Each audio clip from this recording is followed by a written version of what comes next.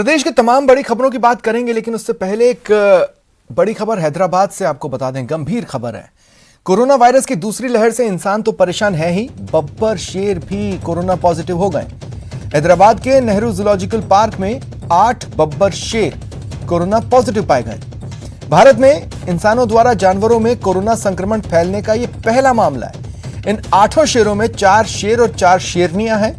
Central zoo authority ने भी हैदराबाद के नेहरू जूलॉजिकल पार्क को गाइडलाइंस भेजी हैं। इस समय क्या करना चाहिए, क्या नहीं। फिलहाल चिड़ियाघर को बंद कर दिया गया है। आम लोगों के आने जाने पर प्रतिबंध लगा है। हैदराबाद नेहरू जूलॉजिकल पार्क के निदेशक डॉक्टर सीतानंद कुकर्टी से बात की हमारे सहयोगी ने।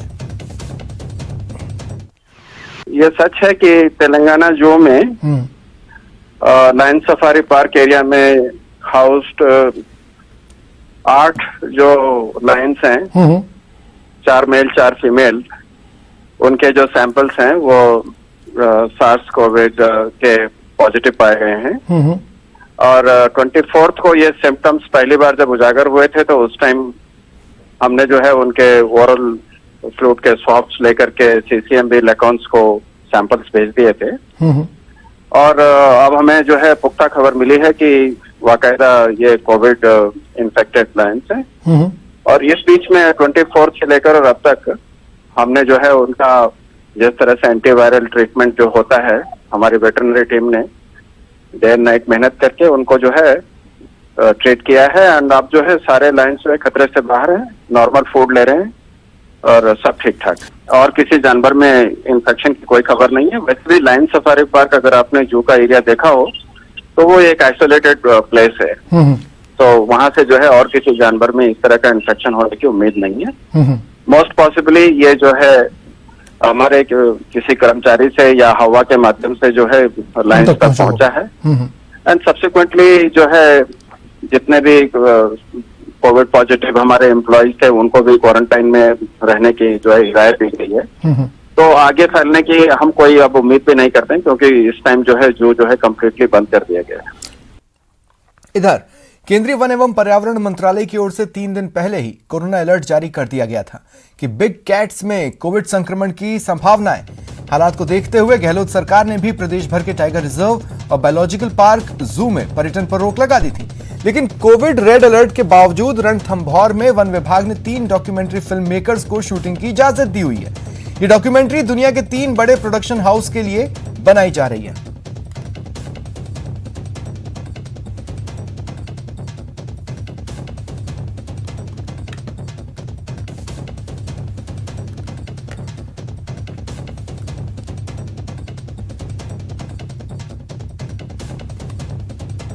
और जयपुर से संवाददाता अरबाज अहमद की रिपोर्ट देखिए। हैदराबाद जू में 8 बब्बर शेर कोरोना से संक्रमित पाए गए हैं, जबकि राजस्थान में कोरोना संक्रमण को लेकर के तीनों टाइगर रिजर्व, बायोलॉजिकल पार्क और चिड़ियाघर में रेड अलर्ट जारी कर दिया गया है। वहां पर कोविड के तमाम ऐसी गाइडलाइंस और प्रोटोकॉल अमल में लाए जाने के सख्त निर्देश दे दिए गए हैं, जिससे कि बाघों, शेरों और बघेरों को कोविड के इन्फेक्शन से बचाया जा सके। लेकिन एक बड़ा सवाल ये है कि जब कोविड के मामलात के चलते हुए रणथंभौर समेत सभी जगह पर्यटन पूरी तरह से बंद कर दिया गया था, तो उसके बावजूद रणथंभौर में कुछ रसूखदार फिल्म मेकर्स को डॉक्यूमेंट्री शूटिंग की इजाज़त क्यों दी हुई है। मामले को लेकर के आला अधिकारियों का कहना है कि केंद्र से बात करके मामले में बहुत ही जो सख्त है गाइडलाइन अमल में ला करके उन्हें इजाज़त दी गई। हर 3 दिन में डॉक्यूमेंट्री फिल्म मेकर्स को RT-PCR की नेगेटिव रिपोर्ट दिखानी होगी। लेकिन वन विभाग के लिए बड़ा सवाल ये भी है कि जब तमाम मामलात के बावजूद वन विभाग कोई रिस्क लेने के लिए तैयार नहीं है, एडवांस बुकिंग करा चुके तमाम पर्यटकों की बुकिंग कैंसिल करके उनकी जो एक तरह से देखा जाए पैसा वापस देने की तैयारी कर रहा है, तो ऐसे में डॉक्यूमेंट्री फिल्म मेकर्स को इतनी ज़्यादा तवज्जो क्यों दी जा रही है। देखने वाली बात यह होगी कि मामले को लेकर के वन विभाग आगे क्या फैसला लेता है और किस तरह से अपने बाघों की, शेरों की और चिड़ियाघर में मौजूद दूसरे जानवरों की सुरक्षा करता है। अरबाज अहमद, न्यूज़ 18 के लिए जयपुर से। दौसा जिले में बिना अनुमति के मुंडन कार्यक्रम करना सरकारी कार्मिक दंपति को भारी पड़ा। पुलिस ने गाइडलाइंस के उल्लंघन के आरोप में लोकेश मीणा और पवन को गिरफ्तार किया। कई लोगों के खिलाफ केस दर्ज हुआ। लोकेश मीणा हनुमानगढ़ में बिजली निगम में कार्यरत हैं। उनकी पत्नी भी हनुमानगढ़ में ही पटवारी हैं। मुंडन कार्यक्रम में करीब 800 लोगों को आमंत्रित कर दिया गया। जिसकी खबर लगते ही प्रशासन के होश फाख्ता हो गए। मौके पर करीब 50 से 60 महिलाएं मौजूद थीं जो पुलिस को देख इधर उधर भागने लगी। जांच में यह भी सामने आया कि निगरानी समिति ने कार्यक्रम नहीं करने के लिए नोटिस दिया था, इसके बावजूद भी मुंडन का कार्यक्रम रखा गया। ये महुआ से हमारे पास इन्फॉर्मेशन है थी कि किसी गांव के अंदर कोई धार्मिक आयोजन हो रहा है और उसमें भीड़ आने की संभावना है, और इसी सूचना के ऊपर वहाँ पे एसडीएम, सीओ और एसएचओ महुआ वहाँ पहुँचे मौके पे, और वहाँ पे मुंडन का प्रोग्राम था और टाइमली हमारी टीमों को सूचित हो गया और हमारी टीमें वहाँ पे टाइमली पहुँच गई और जाके उसके ऊपर अपने एक मुकदमा दर्ज कर लिया गया है और लगभग 500-700 हज़ार आदमियों के खाने की तैयारी उन लोगों ने कर रखी थी और उसके ऊपर मुकदमा दर्ज कर लिया गया और दोनों को जो उसमें आरोपी हैं उनको गिरफ्तार कर लिया गया। हाँ, और दोनों ही कर्मचारी जो थे इसमें हस्बैंड वाइफ वो दोनों ही सरकारी कर्मचारी हैं, तो उन दोनों के खिलाफ प्रशासनिक कार्रवाई करने के लिए उच्च अधिकारियों को निवेदन किया जा चुका है। जलदाय विभाग में कोरोना संक्रमण की दूसरी लहर तबाही बन रही है। पानी सप्लाई की आड़ में महामारी गाइडलाइंस की खुलेआम धज्जियां उड़ रही हैं। पर्दे के पीछे जबरन टारगेट पूरा करने के दबाव में इंजीनियर्स और कर्मचारियों को जान से हाथ धोना पड़ रहा है। हैरानी की बात यह है कि राज्य सरकार की महामारी पर अंकुश लगाने की गाइडलाइंस के विपरीत कर्मचारी और इंजीनियर्स महामारी के मुंह में धकेले जा रहे हैं। महामारी में भी जलदाय विभाग के लगातार कर्मचारी मीटर रीडिंग, बिल वितरण, राजस्व वसूली और अवैध कनेक्शन के खिलाफ कार्रवाई का विशेष अभियान कर रहे हैं, जिससे 2 दर्जन से ज्यादा अधिकारी कर्मचारी कोरोना की चपेट में आ गए।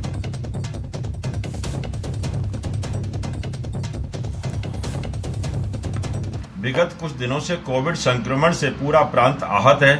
हम ये भी देख रहे हैं कि कोविड संक्रमण जाति, धर्म, पद, उम्र देखकर नहीं आ रहा।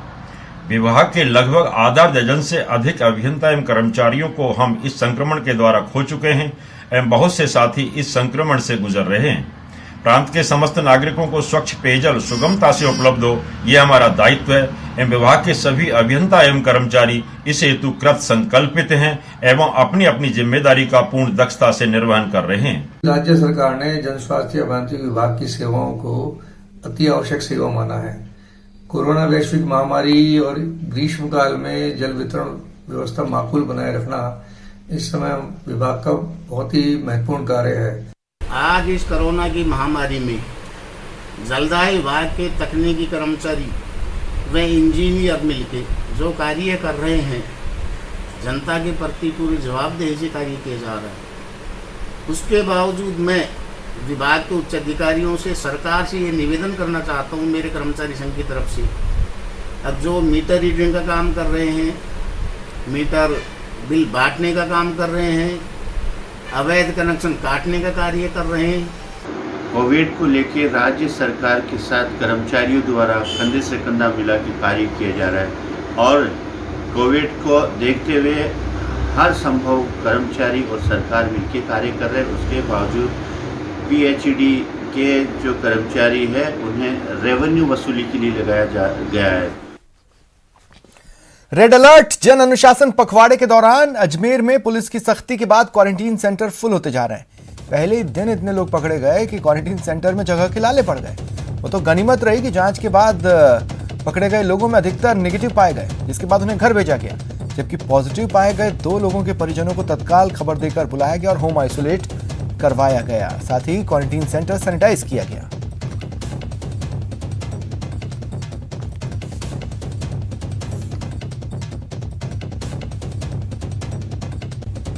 सर, अभी हमारे पास अधिग्रहित 25 कमरे हैं।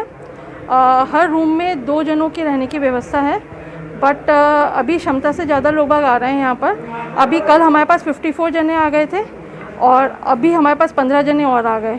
11 जनों को सवेरे हमने रिलीज़ कर दिया था, जो नेगेटिव रिपोर्ट वाले थे। 2 जने पॉजिटिव आए जिनकी कल टेस्टिंग हुई थी, तो उनमें से भी एक को हमने होम आइसोलेट कर दिया और नियरेस्ट डिस्पेंसरी को हमने इन्फॉर्म कर दिया। रेड अलर्ट जन सुरक्षा पखवाड़े में पुलिस ने सख्ती कर बेवजह घूमते लोगों को क्वारंटीन सेंटर पहुंचाना शुरू किया है। आज अजमेर रेंज के आईजी एस सेंगाथिर ने पुलिस अधिकारियों और जवानों के साथ भीलवाड़ा शहर में लंबा रूट मार्च किया। इस रूट मार्च का आईजी के साथ जायजा लिया संवाददाता प्रमोद तिवारी ने। मुख्यमंत्री अशोक गहलोत ने रेड अलर्ट जन सुरक्षा पखवाड़े के तहत अब पुलिस को और सख्ती करने की कही है और साथ ही साथ ये कहा है कि जो बेवजह घूम रहे हैं उनको पुलिस अब पकड़ के और क्वारंटाइन कर रही है।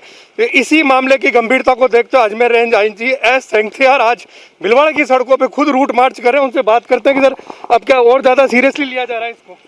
जो पहले से जो सख्ती हो रही थी उससे और बेहतर करेंगे और ज़्यादा सख्ती करेंगे और पॉजिटिविटी रेट प्रतिशत कम करना और कोरोना रेट कम करना, ये हमारे मुख्य उद्देश्य है। क्वारंटाइन करेंगे सर जो बेवजह घूम रहे हैं और बेवजह घूमने वाले लोगों को ही पकड़ के संस्थागत क्वारंटाइन में एडमिट करेंगे और साथ साथ उनको महसूस होना चाहिए बेवजह बाहर आने से क्या नुकसान क्या होता है। तो ये थे अजमेर रेंज के आईजी एस सेंथियार, जिनका कहना है कि बेवजह जो लोग घूम रहे हैं और जो राज्य सरकार की गाइडलाइन है उस हिसाब से पुलिस और सख्ती करेगी। लोगों से बार बार अपील कर रहे हैं कि बेवजह न घूमें, मास्क का उपयोग करें, सैनिटाइजर का प्रयोग करें, साथ ही साथ सोशल डिस्टेंसिंग की पूरी तरह से पालना करें। कैमरा पर्सन लक्की वैष्णव के साथ प्रमोद तिवारी, न्यूज 18 भीलवाड़ा।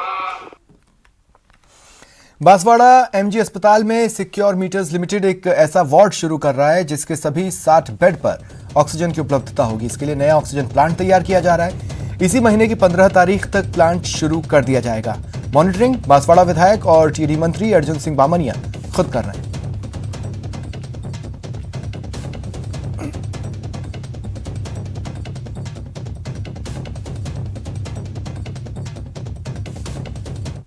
मैं बांसवाड़ा की तमाम जनता को आह्वान करता हूं, उनसे निवेदन करता हूं कि ऑक्सीजन के बारे में कोई चिंता नहीं करें। ऑक्सीजन के एक से एक पहले हमने ऑक्सीजनों के सिलेंडर के माध्यम से अभी ये ऑक्सीजन का प्लांट लग रहा है। बांसवाड़ा की जनता को ऑक्सीजन से किसी भी तरह की कोई तकलीफ नहीं होने देंगे। ये तमाम जनता को मेरी ओर से निवेदन है वो किसी भी तरह की अफवाहों में नहीं आए। ऑक्सीजन हमारे पास में पर्याप्त उपलब्ध है। सांसद डॉक्टर मनोज राजौरिया ने धौलपुर के जिला अस्पताल का निरीक्षण किया। ऑक्सीजन जनरेशन प्लांट और ऑक्सीजन सिलेंडर्स के भंडार समेत व्यवस्थाओं का जायजा लिया। सांसद ने ऑक्सीजन कॉन्सेंट्रेटर के लिए 55 लाख रुपए सांसद निधि से आवंटित किए। कलेक्टर राकेश कुमार जायसवाल को आवंटन पत्र सौंपा। सांसद ने कोरोना मरीजों से भी बातचीत की, उनका हौसला बढ़ाया।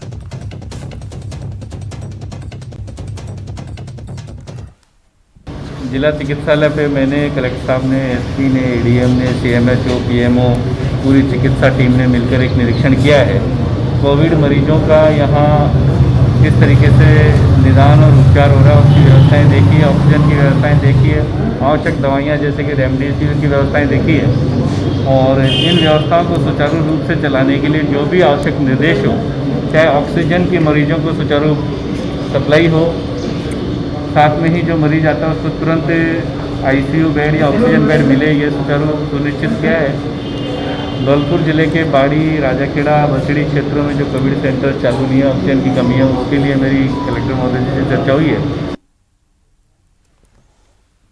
कोरोना महामारी के इस दौर में कोरोना मरीज ऑक्सीजन की भारी कमी से जूझ रहे हैं। सबसे ज्यादा परेशान वे लोग हैं जो घर पर ही आइसोलेट हैं, उन्हें ऑक्सीजन की जरूरत है लेकिन मिल नहीं रहा। ऐसे मरीजों की मदद के लिए जयपुर ग्रेटर नगर निगम की मेयर सौम्या गुर्जर ने पहल की। जल्द ही 100 ऑक्सीजन सिलेंडर्स खरीदेंगे और पार्षदों की अनुशंसा पर घर पर आइसोलेट जरूरतमंद मरीजों को दिए जाएंगे। साथ ही 10 ऑक्सीजन कंसंट्रेटर खरीदने के लिए भी ऑर्डर दिया गया है।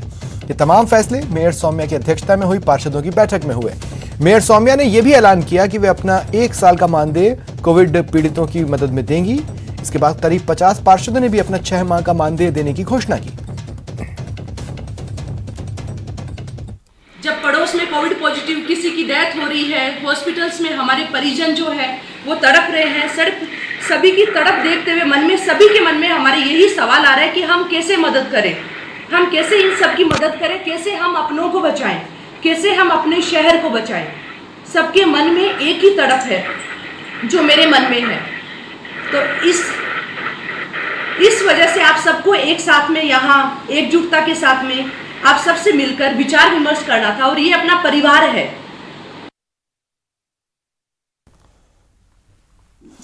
और अब बात उस खबर की जो शराब के शौकीनों के लिए अच्छी नहीं होगी। राज्य सरकार ने कोरोना के बढ़ते मामलों के बीच शराब की दुकानें खोलने के आदेश तो दिए हैं।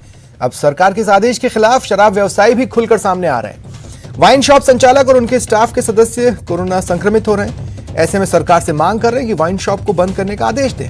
शराब दुकान के संचालकों का कहना है कि शराब की बिक्री बेहद कम हो रही है। ऐसे में सरकार को इन दुकानों को भी बंद रखने के आदेश देने चाहिए। ये दिगर बात है कि बिना आदेश के भी ये दुकान संचालक ऐसा कर सकते हैं, लेकिन फिलहाल मांग उठा रहे हैं।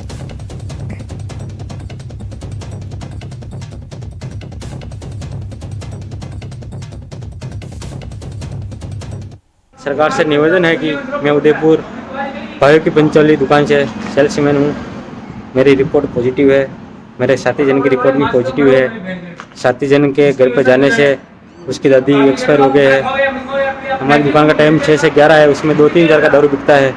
इससे अच्छा है कि शराब की सभी दुकानें बंद की जाए। सरकार से ये निवेदन करता हूँ। रुकते हैं ब्रेक के लिए।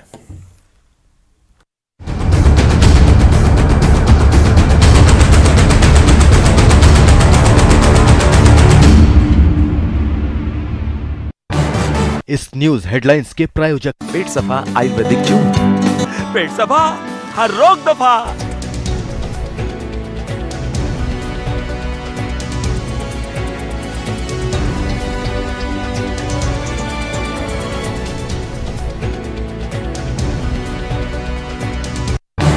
इस न्यूज हेडलाइंस के प्रायोजक पेट सफा आयुर्वेदिक चूर्ण। पेट सफा हर रोग दफा।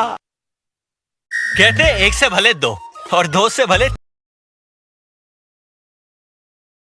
एक दूसरे को समझा रहे हैं, बड़े बड़े लोग वीडियो बना रहे हैं। आप गाना जानते हैं तो गाइए या फिर अपना हुनर दिखाइए। वीडियो बनाइए और हम तक पहुंचाइए और घर बैठे बनिए स्टार।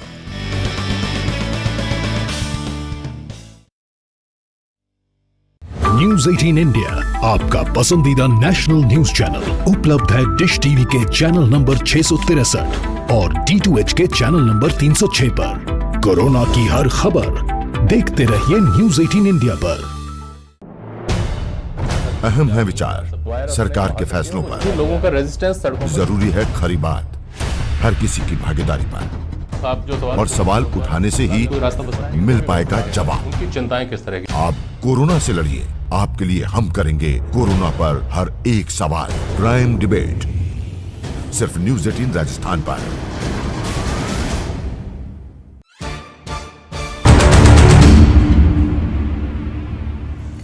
बड़ी खबर है, चूरू में एक दर्दनाक सड़क हादसा सामने आया है। ट्रक ने कार को टक्कर मार दी।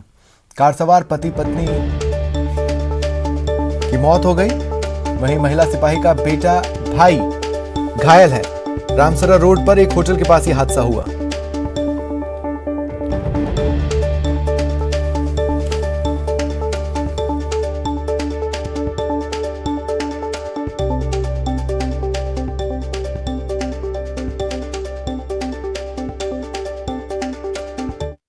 बाईपास के ऊपर ये एक्सीडेंट हुआ है, कार और ट्रक का।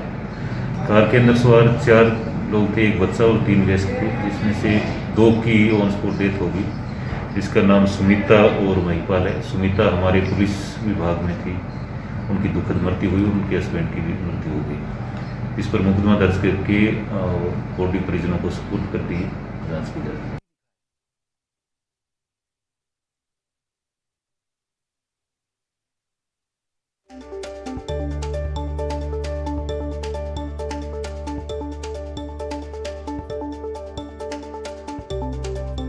कार को टक्कर मार दी। कार में एक कपल थे, पति पत्नी थे, जिनकी इस हादसे में जान चली गई है। एक महिला सिपाही, उनका बेटा और भाई भी इस हादसे में घायल हुए हैं। और ज्यादा जानकारी के लिए बात करते हैं सहयोगी मनोज से। मनोज, हादसे की वजह सामने आई है?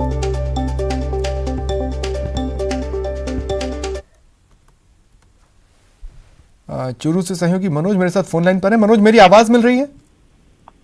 जी, हादसे की वजह सामने आई है? जी, हादसे की वजह है वो तेज रफ्तार पर कम दृष्टिया बताया जा रहा है। जो ट्रक चालक है, उस ट्रक चालक की इसके अंदर जो गलती है वो बताई जा रही है। जो हरपुल सिंह जाट जो कि सैनिक बस्ती के हैं, उनके द्वारा सदर थाने के अंदर मामला भी दर्ज करवाया गया। और जो सदर थानाधिकारी है, उन्होंने जैसा बताया कि जो मृतका महिला है ये RSC 14वीं बटालियन जयपुर में कार्यरत थी और इनके पति है महिपाल, बेटा है 8 साल का कार्तिक और भाई है। ये चारों जयपुर से अपने गांव जा रहे थे, तभी जो रामसरा रोड है वहां पे सड़क हादसा हुआ है, जिसके अंदर पति पत्नी है, उन दोनों की मौके पे ही मौत हो गई, जबकि जो 8 साल का बालक और उनका भाई है वो गंभीर घायल हुए हैं, जिनका इलाज जारी है। मनोज, ये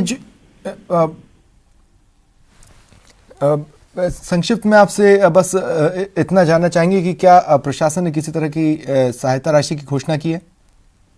जी, अभी तक इस संबंध के अंदर कोई जानकारी सामने नहीं आई है कि प्रशासन के द्वारा किसी तरह की सहायता राशि है वो घोषित की गई है, जबकि मामला जरूर दर्ज हुआ है और जो सदर थाना पुलिस है उसने ट्रक को जब्त करके और जो ट्रक चालक है उसकी तलाश है वो शुरू कर दी है। शुक्रिया तमाम जानकारी के लिए। और बढ़ेंगे आगे।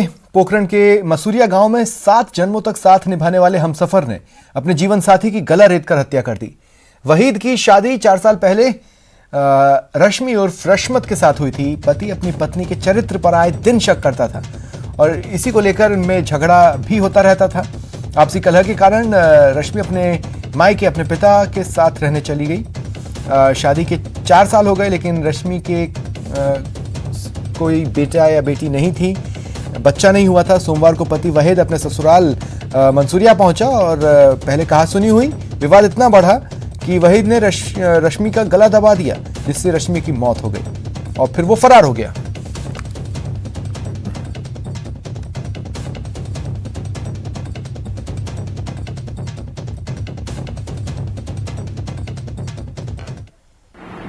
मृतका का शव वास्ते अंतिम संस्कार अनुसार उनके परिजनों को सुपुर्द किया गया।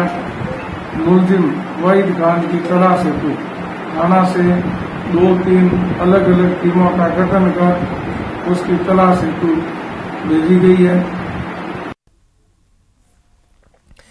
और बात करते हैं भ्रष्टाचार पर कार्रवाई की। करौली में भ्रष्टाचार निरोधक ब्यूरो की टीम ने हिंडौन के तहसील कार्यालय में 5000 की रिश्वत लेते एक पटवारी को रंगे हाथों गिरफ्तार किया।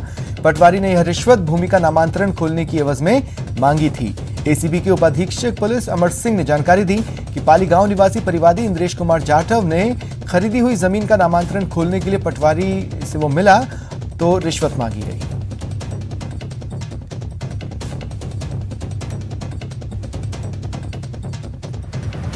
कोविड वार्ड में आईसीयू में 7 वेंटिलेटर हैं, सब चालू अवस्था में है। और क्या वेंटिलेटर चला? कितने लोगों को वेंटिलेटर पर अपने लिया है? वेंटिलेटर का क्या नाम है, अभी ट्रेनिंग के लिए डॉक्टर एस सोलंकी को भरतपुर भेजा हुआ है। और वेंटिलेटर की तो कंसेंट मरीज देता है, इंडिकेशन डॉक्टर लिखता है, तब लगाया जाता है। अभी तक लिया है किसी वेंटिलेटर पर? अभी किसी ने कंसेंट नहीं दी, किसी को लिया। बांसवाड़ा में एफसीआई के गोदाम के बाहर ट्रकों का जमावड़ा कम होने का नाम नहीं ले रहा। गेहूं लदे ट्रक कई दिनों से कतार में है, अपनी बारी का इंतजार कर रहे हैं। हालत यह है कि ट्रक चालकों को ढंग से खाना भी नसीब नहीं हो रहा। ट्रक ड्राइवर कैलाश ने बताया उनका ट्रक 3 दिनों से खड़ा है, घर परिवार से दूर। यहां उन्हें 2 वक्त की रोटी भी नहीं मिल पा रही। दूसरी ओर एफसीआई प्रबंधन समस्या के स्थायी निस्तारण को लेकर मौन साधे है।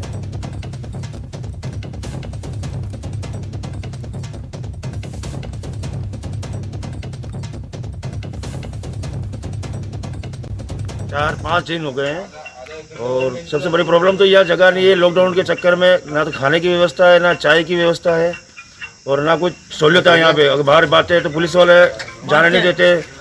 खाना का क्या आपके पास लाओ, ये लाओ, वो लाओ, ऐसे अब इस तरीके से आदमी क्या खाएगा और क्या व्यवस्थित करेगा। थोड़ा सा लेबर प्रॉब्लम है कोरोना के चलते हैं। अच्छा, यहाँ क्या इंतजाम किए हुए हैं आपने कोरोना को लेकर के? मरीज बीमार नहीं हो, मजदूर बीमार नहीं हो, इसके लिए सबको सैनिटाइजर दिया गया है, मास्क दिया गया है। सारी आने वाली हर लेबर को दे रहे हो आप? जी जी जी। इसकी निश्चित कौन करता है कि ये मजदूरों को मिल जाए बराबर? यहाँ पे है ना अजीत जी हैं, सब देखते हैं पूरा ऐसा काम। राजस्थान में मीडिया कर्मियों को कोरोना वॉरियर्स का दर्जा दिए जाने की मांग उठ रही है। पिंक सिटी प्रेस क्लब अध्यक्ष मुकेश मीना ने पत्रकारों और उनके परिजनों को वैक्सीनेशन में प्राथमिकता देने के साथ ही प्रेस क्लब में टीकाकरण कैंप लगाने की मांग की। इसको लेकर उन्होंने सीएम अशोक गहलोत और सूचना जनसंपर्क मंत्री रघु शर्मा को पत्र लिखा। मीडिया कर्मियों को कोरोना फ्रंटलाइन मानते हुए उनके आदेश जारी कर दिए हैं। उनके लिए वैक्सीनेशन हो रहा है, परिवार समेत उनके वो किए जा रहे हैं। वैसे राजस्थान के अंदर भी फ्रंटलाइन वर्कर्स माना जाए, सरकार से यही आग्रह है। जिस तरह उन्होंने 50 लाख की सहायता देने की घोषणा की है, वैसे ही मीडिया कर्मियों को कोरोना फंड वायरस मानते हैं, उनको वो तमाम सुविधाएं भी दे जो मेडिकल स्टाफ, पुलिस और जरूरी सेवाओं के लिए दी जा रही है, ताकि उनका और उनके परिवार के लोगों का भी वैक्सीनेशन हो सके। कोविड-19 वैश्विक महामारी के दौरान मीडिया कर्मी 24 घंटे अपनी जान की परवाह किए बगैर अपना फील्ड में काम कर रहे हैं और सरकार के साथ कंधे से कंधा मिलाकर सड़कों पर उतरे हुए हैं। मैं राज्य सरकार से मांग करता हूं कि मीडिया कर्मियों को कोरोना फ्रंट वॉरियर्स का दर्जा दे और मुख्यमंत्री जी इस मामले में संज्ञान ले। गहलोत कैबिनेट की बैठक कल होनी है। शाम 5 बजे सीएमआर में बैठक होगी। मुख्यमंत्री अशोक गहलोत इसकी अध्यक्षता करेंगे। कैबिनेट बैठक के ठीक बाद मंत्रिपरिषद की बैठक होगी और फिर कांग्रेस के दिग्गज मीडिया से मुखातिब होकर इस बैठक में लिए गए फैसलों के बारे में जानकारी देंगे।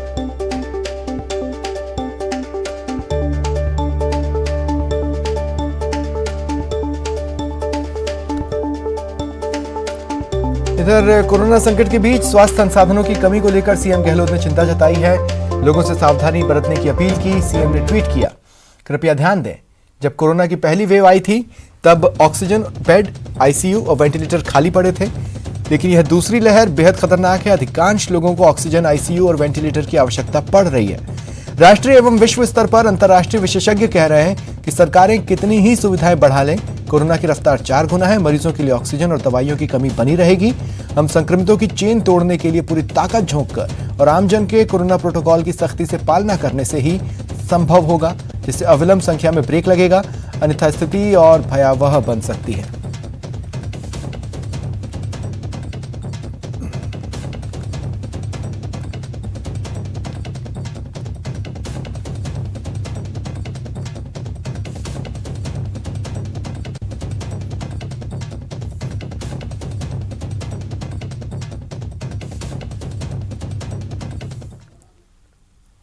फिलहाल इतना ही। नमस्कार।